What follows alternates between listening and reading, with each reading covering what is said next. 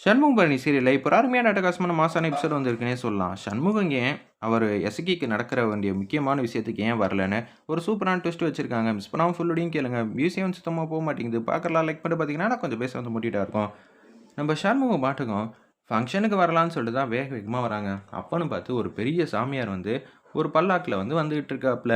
சண்முகத்து கூட இருப்பாங்கள்ல நண்பர்லாம். அவங்க வந்து பேசுறாங்க.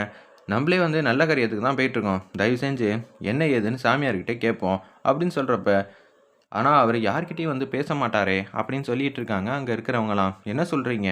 அவர் யாரையாவது ஒருத்தர்கிட்ட மட்டும் தான் பேசுவாங்க. அந்த ஒரு அதிர்ஷ்டசாலி நீயா கூட இருக்கலாம்." சுத்தி சுத்தி பார்க்குறாங்க. ஒரு 1000 பேருக்கு மேல வரிசையா இந்த பக்கமும், அந்த பக்கமும் லைன்ல வந்து நிக்கிறாங்க அந்த இடத்துல. பல்லாக்கு வந்து வந்துகிட்டே இருக்கு. "முருகா, நீங்க தான் எனக்கு அருள்வாக்கு வந்து சொல்றதுக்கு ஆசீர்வாதம் பண்ணணுங்கிற மாரி சாமிகிட்ட வந்து வேண்டிக்கிட்டு இருக்காங்க. நான் போற காரியம் நல்லபடியா வந்து நடக்கணும்."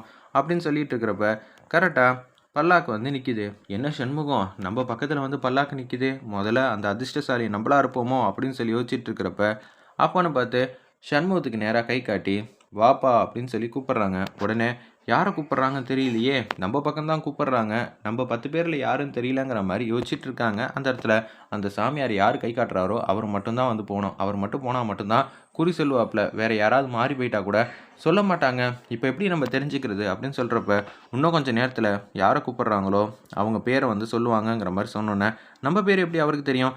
"சண்முகம், இங்க வாப்பா. உன்கிட்ட தான் பேசணும். சாமி உன்கிட்ட தான் வந்து பேச சொல்லியிருக்கு. நீ தான் ரொம்பவே சந்தோஷமான விஷயத்துக்கு வந்து போறல்ல." அப்படின்னு சொல்லி அந்த இடத்துல நம்ம சண்முகத்த கூப்பிடுறாங்க. "சண்முகம், உன் பேர தான்ப்பா கூப்பிட்டுருக்காங்க. நீ தான்ப்பா இந்த அதிர்ஷ்டசாலி இந்த 1000 பேர்ல.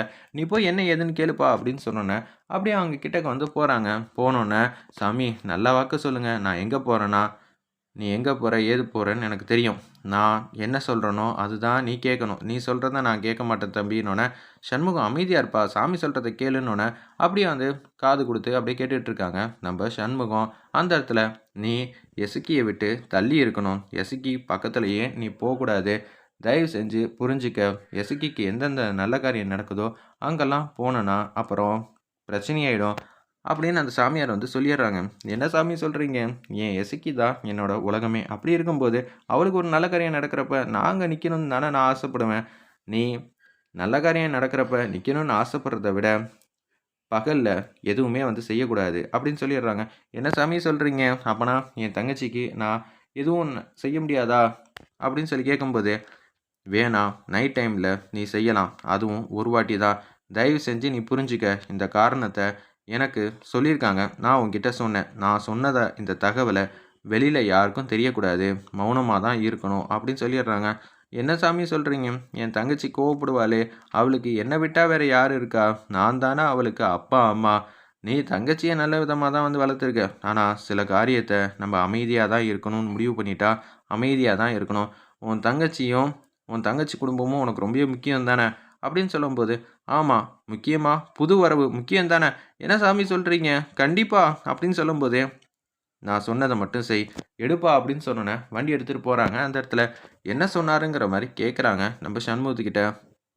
உடனே பக்கத்துல இருக்கிற சண்முகத்தோட நண்பன் வந்து இது எல்லாத்தையும் கேட்டதுனால, அவங்களுக்கும் வந்து ஒண்ணும் புரியல. என்னது சாமி இப்படியெல்லாம் சொல்லியிருக்கு. "சண்முகம், என்னப்பா நான் தான் தேவையில்லாம வந்து குறி கேட்டா நல்லா இருக்குங்கிற மாரி சொல்லிட்டேன். அதனால தானே இம்புட்டு கஷ்டம்லாம் வந்துருச்சு. இப்ப எசக்கி முன்னாடி நம்ம எப்படிப்பா போய் நிக்க போறோம்? எதுவும் தெரியாம நிக்கிறதுக்கும், எல்லாம் தெரிஞ்சு நிக்கிறதுக்கும் நெறைய வித்தியாசம் இருக்குல்ல. எசக்கி பக்கத்திலேயே நான் போமாட்டேன். அதுதான் சத்தியம்." அப்படின்னு சொல்றாங்க. அந்த இடத்துல, "எசக்கி எப்படிப்பா இதெல்லாம் ஏத்துப்பா? நீ நல்லபடியா வந்து இந்த ஃபங்ஷன வந்து உன் தலைமையில நடக்குதுன்னு தான் அவ சந்தோஷத்தின் உச்சத்துல இருக்கா. இப்ப இது எல்லாம் நடக்காதுன்னா, அவ என்ன பண்ண போறா?" அப்படின்னு சொல்லும்போது, ரொம்பவே கஷ்டத்துல இருக்காங்க. எதுவும் சொல்ல முடியாம கோயில்ல போய் உட்கார்றாங்க. அந்த இடத்துல எல்லாரும் சாமியாரும் போனதுக்கு அப்புறமேட்டுக்கு, இப்படி ஒரு கஷ்டம் வரும்னு நான் நெனச்சு கூட பார்க்கல. எனக்கு காப்பாத்துறது எல்லாம் கடவுள் தானே. அவர்கிட்டயே நியாயம் கேட்கிறேன்னு சொல்லிட்டு, அப்படியே கோயிலுக்கு வந்து போறாங்க நம்ம சண்முகம். "உனக்கே இது நல்லா இருக்கா? இப்ப தான் என் தங்கச்சி என்னை விட்டு போனா. ஆனா ஏன் போனா? எதுக்கு போனான்னு தெரியாமயே நான் கோவப்பட்டேன். இப்ப எல்லா காரியமும் வந்து தெரிஞ்சிருச்சு. பாக்கியத்தினால தான் அவ போயிருக்கான்னு. நானும் என் தங்கச்சியும் நல்லபடியா சந்தோஷமா இருக்கணும்னா, வளகாப்பு வச்சா நல்லா இருக்கும் தான். நான் இது மாரி ஒரு நிகழ்ச்சி வைக்கலான்னு முடிவு பண்ணேன். ஆனா கடைசி நேரத்தில இது மாரிலாம் எனக்கு கஷ்டத்து மேல கஷ்டம் வந்து குடுக்குறீங்களே! இதெல்லாம் நியாயமா இருக்கா?" அப்படின்னு சொல்லும்போது தான், ஒரு சின்ன பையன் வந்து நிக்கிறாங்க. அந்த இடத்துல நம்ம சண்முகம் முன்னாடி. நீ தான் புரிஞ்சுக்கணும்ப்பா. எல்லாமே உன்னோட நன்மைக்காக தான் சொல்லிட்டு, டக்குன்னு வந்து போறாங்க. யாரோ இங்க சொன்ன மாரி இருந்துச்சே! இல்லப்பா நீ இவ்வளோ நேரம் வந்து கண்ண மூடி தானப்பா சாமி கும்பிட்ட அப்படின்னு சொல்லி பக்கத்துல இருக்க நண்பன் வந்து பேசிட்டு இருக்காங்க. அப்படியா சொல்ற? ஒண்ணும் புரியலையே! தங்கச்சிக்கு வேற பிரச்சனை மேல பிரச்சனை வருதுங்கிறாங்க. நம்ம ஏதாவது ஒரு பரிகாரம் மாரி செய்வோம்ன்னு சொல்லிட்டு, அப்படியே குளத்துலேருந்து தண்ணி எடுத்துட்டு வந்து முருகருக்கு அபிஷேகம் பண்ற மாரி நம்ம சண்முகம் வந்து காட்டுறாங்க. சண்முகம் இங்க எல்லாரும் உனக்காக காத்துட்டு இருப்பாங்க. நானாவது போய் யார்ட்டயாவது வந்து சொல்லணும்ப்பா. அப்படி சொல்லன்னா கஷ்டமாயிடும்ல அப்படின்னு சொல்லும்போது, பரணிக்காவது தெரியணும்ல. இப்ப தெரிஞ்சு என்ன ஆகப்போகுது? சண்முகம் இன்னமும் கோவக்காரனாவே இருக்கான். தங்கச்சிய மன்னிக்காம இருக்கானேன்னு நெனச்சுக்கிட்டோம். இப்போதைக்கு யாருக்கிட்டயும் எதுவும் சொல்ல வேணாம். அதுதான் நல்லது. இந்த ஃபங்ஷன் முடியிற வரைக்கும் நம்ம எத பத்தியும் பேசக்கூடாதுன்னு சாமியார் வந்து சொல்லியிருக்காருல்ல. சரிப்பா, ஃபங்ஷன் முடிஞ்சோனே நிச்சயம் நான் பரணிக்கிட்டயாவது சொல்லிடுறேங்கிற மாரி யோசிச்சுட்டு இருக்காங்க அந்த இடத்துல.